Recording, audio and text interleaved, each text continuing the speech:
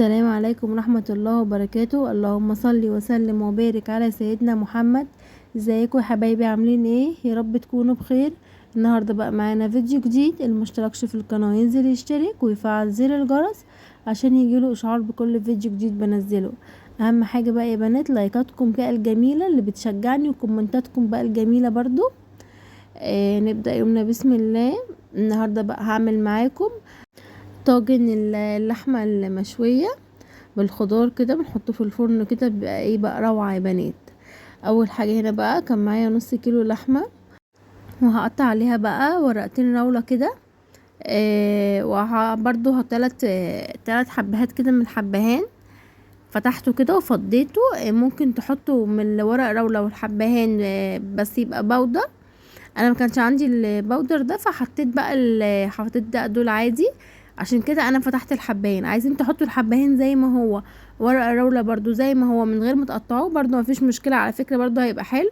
بس انا لما فتحته كده ادى الريحة الاقوى يعني في الحبهان يعني يا بنات. هنا بقى هنزل بشوية ملح صغيرين وشوية برضو فلفل اسمر، وهنزل برضو بشوية بابريكا. قلبهم بقى تقليبه حلوه بقى كله على بعضه كده يا بنات. انا كده ايه زي تتبيله اللحمه بتاعتي. طبعا كل واحد على حسب الكميه اللي هو عاملها. انا كنت عامله نص كيلو هنا. تقلبي بقى اللحمه بتاعتك كويس عشان التتبيله بقى تتشربها كده بس. وتسيبوها، ده اول حاجه تبداوا بيها يا بنات، وتسيبوها بقى كده على جنب. اول حاجه هنا بقى دي المكونات بقى اللي انا هعملها. معايا هنا بقى فلفل عادي كان رومي اخضر، وطماطم وثلاث فصوص توم. ومعايا فلفل هنا كان حراق يعني واحد. مش عايزين حاجه حاميه ما تحطوهوش يعني، ممكن تستغنوا عنه. ممكن برضو الفلفل تحطوه الوان عادي. وهنا كان معايا 3 معالق كاتشب ومعلقتين صلصه. وبقى والخضار بتاعي كان بسله، جزر وبطاطس. ومعايا هنا كان بصلايه كبيره. نقول بقى بسم الله. هنا هنزل اول حاجه بنص البصلايه، يعني هي دي بصلايه كبيره كانت يعني بصلايه حلوه كده. فانا هنزل بنصها مش هاخدها كلها. هتشوفوا دلوقتي انا هبقى هعمل ايه بالنص التاني. وهنزل عليها بقى بالبطاطس.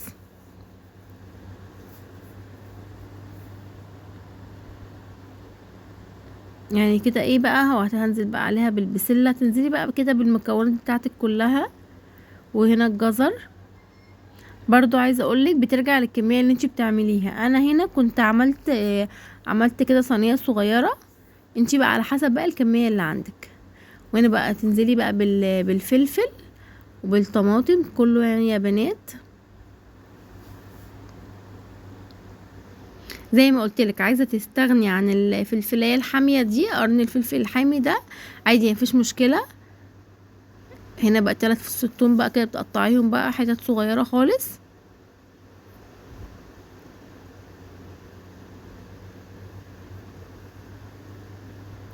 وهنا بقى انا معايا الفلفل ما خدتهوش كله. يعني اخدت كده اكتر من يعني اخدت اكتر كده حته كده اكتر من نصه يعني. حسيت انه يبقى حامي قوي على الاولاد فحطيت يعني اكتر يعني من نصه على اساس ان يحرش الاكل كده بس ما يبقاش حامي قوي يعني برضه عشان ولادي يعرفوا ياكلوه. وهنا بقى نزلت ب3 معالق الصلصه الكاتشب، سوري يا بنات، الكاتشب ومعلقتين الصلصه. يبقى 3 معالق كاتشب ومعلقتين صلصه.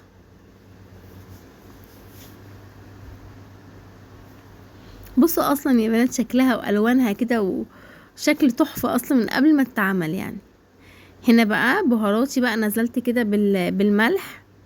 برضو بترجع للحدق بتاعكم والكميه بتاعتكم. انا نزلت بشويه ملح كده يعني معلقه صغيره. ونزلت هنا كده بابريكا وفلفل اسمر. يبقى بهاراتي بابريكا، فلفل اسمر، ملح، شويه حطيت شويه جنزبيل صغيرين وشويه قرفه صغيرين. مش طبعا معلقه صغيره يا بنات عشان كده هتبقى الكميه كبيره. هما شويه صغيرين خالص بطرف المعلقه كده، وشويه صغيرين من القرفه ومن الجنزبيل، وشويه صغيرين برضو من الكركم. وبرضو عملت ورق الراورة، قطعته برضو كده عليهم واحدة كده كبيرة. يبقى بهاراتي تاني يا بنات، الملح برضو على حسب بقى الكمية اللي انتوا عاملينها. حطي ملح، فلفل اسمر. بصوا يا بنات، هي البابريكا عادي ممكن ما تتحطش، بس انا عشان بحبها في كل الاكل. هي اصلا كده كده مش يعني مش بتدي بقى طعم عادي، هي بس كده انا بحبها في الاكل يعني، كلون برضو كده. هي مش بتغير طعم حاجة ولا اي حاجة خالص، هي انا بحب بس احطها. وتحطي بطرف المعلقة كده شوية صغيرين من القرفة وشوية صغيرين من الجنزبيل، وعايزة تحطي كركم حطي، مش عايزة برضو، بس يعني برضو لون برضو، فاهميني يا بنات؟ بس هنا بقى هنزل بقى باللحمة بتاعتي، احط شوية كده زبدة صغيرين، زبدة على زيت اللي انتوا عايزينه. نحط عليها بقى اللحمه، نقلبها كده، نقعد نقلبها كده لحد ما تغير لونها. اللون العادي يا بنات المعتاد بتاع اللحمه، اللي انتي اول ما تيجي على النار كده بتلاقي لونها كده غير كده. شايفين يا بنات؟ هي لونها احمر، اول ما تتحط بتديك اللون ده. هنا بقى هنزل عليه بنص بصلايه اللي انا كنت سايباها، هي كانت بصلايه كبيره، خدت نصها وسبت نصها، فانتي بقى بتنزلي عليها بالنص التاني هنا. برضو تقلبتين حلوين كده، تحسي برضو انها دبلت معاكي شويه.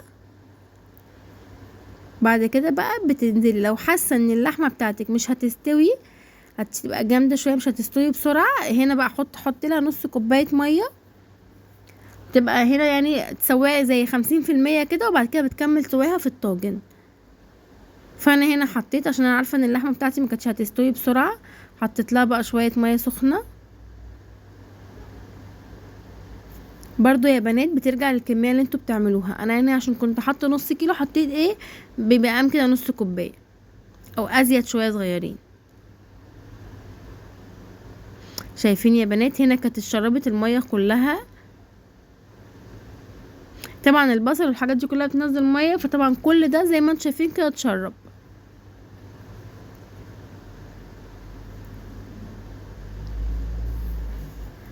تنزلي بقى على كميه الخضار بتاعك، تقلبيه برضو كده تقلبتين حلوين. مش عايزه تحطيه كده، وعايزه تحطيه بس يعني بعد ما تحطي الخضار في الصينيه تنزلي عليه باللحمه عادي. عايزه تحطيهم وتقلبيهم في بعض برضو عادي، اللي انت تحبيه يعني. ما فيش حاجه، مش شرط حاجه يعني معينه يا بنات، الحاجه اللي انت تحبيها. في حاجات كده ممكن نعملها بالطريقه احنا بنحبها ومش بتبقى غلط، وفي حاجات ما ينفعش لازم يتحط لها الحاجات دي، حاجات معينه كبهارات او كطريقه وكده، بس في حاجات عاديه يعني نسهل الامور على بعضنا يا بنات، يعني عادي بالطريقه اللي انت هتحبيها. المهم يا بنات هنا بقى نزلت بقى بالكميه بتاعتي في الصينيه دي.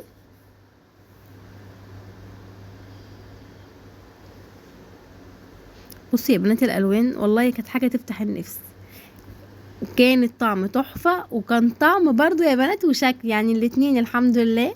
هنا بقى طلعت بقى اللحمة على الوش، عشان لما تبدأ بقى تاخد تستوي بقى وتخلص كده تلاقي اللحمة خدت لون معاكي. لحمة بقى مشوية بقى يا بنات بقى. وهنزل بقى كده بنص كوباية مية برضو. الخضار طبعا والحاجات دي كلها بتنزل مية، بس انتي بتحطي لها بس نص كوباية مية. هنا بقى بصوا يا بنات، بعد ما طلعت بصوا بقى الحلاوة.